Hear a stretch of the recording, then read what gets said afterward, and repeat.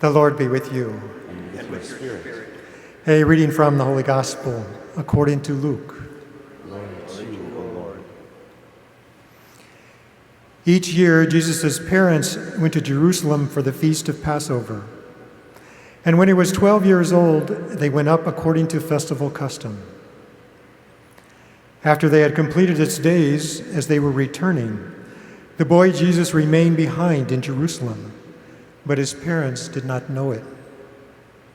Thinking that he was in the caravan, they journeyed for a day, and looking for him among their relatives and acquaintances, but not finding him, they returned to Jerusalem to look for him. After 3 days, they found him in the temple, sitting in the midst of the teachers, listening to them and asking them questions. And all who heard him were astounded at his understanding and his answers. When his parents saw him, they were astonished. And his mother said to him, "Son, why have you done this to us? Your father and I have been looking for you with great anxiety." And he said to them, "Why were you looking for me? Did you not know that I must be in my Father's house?" But they did not understand what he said to them. He went down with them and came to Nazareth and was obedient to them. And his mother kept all these things in her heart. The Gospel of the Lord. Praise to you, Lord Jesus Christ.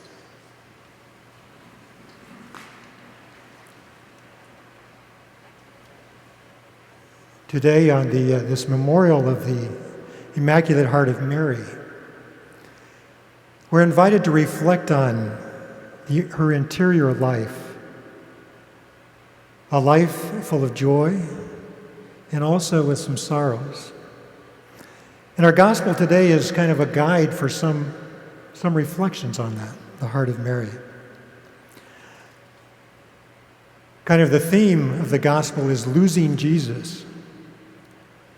I had to chuckle to myself this morning as I came in, and May and I were scrambling to try to find the readings. We had lost the readings for the day. So, losing Jesus. Now, a theologian might look at the gospel passage today of, losing Jesus and finding him in the temple as maybe as a foreshadowing of the resurrection. Jesus being lost for 3 days. And then they finding him, and he's alive, and he's teaching, and he's, in the world doing his ministry. But for any parent who's had a child go missing, this is a different story. This is a story of anxiety. Isn't it interesting that in Luke's gospel, just before this passage, the last thing we hear is the presentation where Jesus is an infant and they bring him into the temple to present him to the Lord. Now here we are 12 years later. Any parent that's had a teenager knows that this is about the time where the trouble starts. And here Jesus goes missing. And you can imagine the anxiety. You can imagine the fear, the worry, the distress, probably guilt.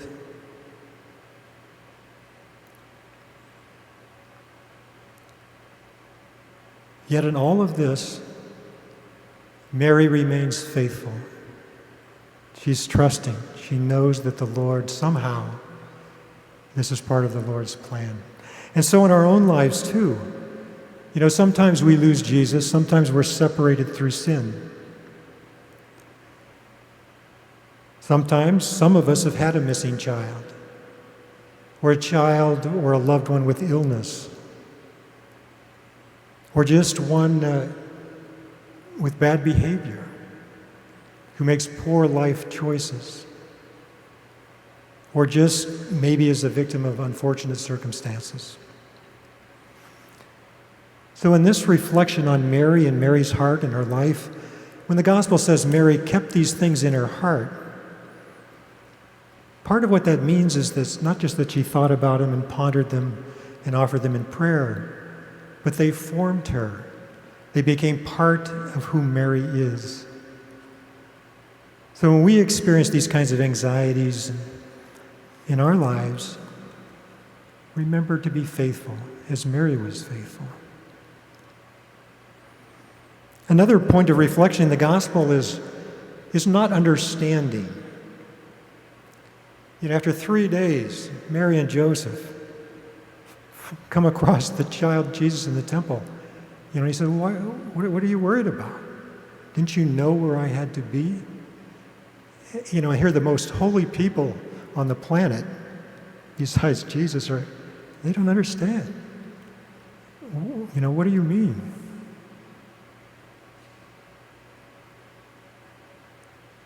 I think we experience some of the same kinds of misunderstanding or lack of understanding.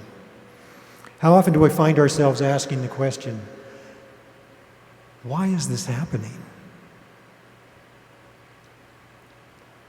Or find ourselves in a certain circumstance, and we're asking the Lord, what am I supposed to do? Or oftentimes, Lord, where are you? Yet despite her lack of understanding, Mary remains faithful. Mary and Joseph, they remain faithful, trusting in the Lord. And we're called to do the same thing, invited to do the same thing. And maybe a third point of reflection on this gospel passage is the ordinary life. I'd already mentioned that we see Jesus as an infant, and then 12 years passes before he resurfaces in this passage today. And then he disappears. The next passage in Luke's gospel is the baptism of Jesus, some 18 years later. So we hear that this huge span of time, there's nothing about Jesus. It's referred to as the hidden years.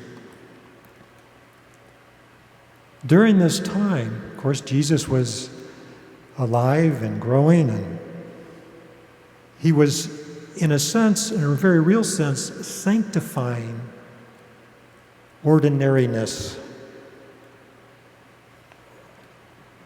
making the ordinary things of life pleasing and acceptable gift to God the Father.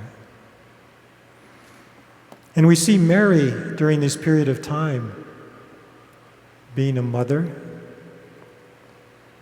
raising her child, being a wife, being a homemaker, just the ordinary rhythms of life. And in all of this, too, is part of her heart, part of forming her. She's trusting that the Lord's plan is unfolding. So for us, too, in all these years of unspectacular living, where we're not a star, we're just sharing in the same status and the same work and the same social position as our family and our colleagues and our friends, just as ordinary citizens, kind of sharing in one another's ambitions and endeavors, and our human vocations, our human talents are somehow being used in God's plan of salvation. Christ has not forgotten you in your ordinariness. Instead, we are invited, most of us are invited, to remain and stay among the activities and concerns of the world, and know that we are, in those ordinary circumstances, part of God's divine plan. So today, in this memorial of the Immaculate Heart of Mary, as we reflect on these things in our heart. Those times when we feel that we have lost Jesus, those times when we don't understand God's plan, and those times when sometimes we feel that Jesus has lost us in the ordinary days of our lives. Turn to Mary. Be faithful. Trust in the Lord. In the Immaculate Heart of Mary we trust. In danger, in difficulty, or in doubt, may she bring us back to Jesus, our life and our hope. Amen.